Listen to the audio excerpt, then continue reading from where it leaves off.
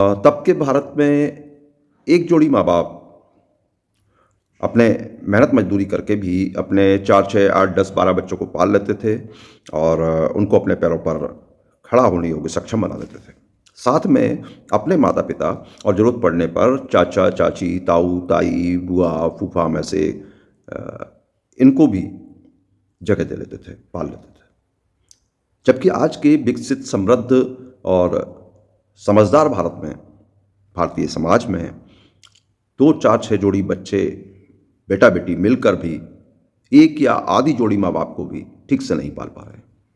क्या कहिएगा आप इस विकास की या विनाश की स्थिति को? नमस्कार।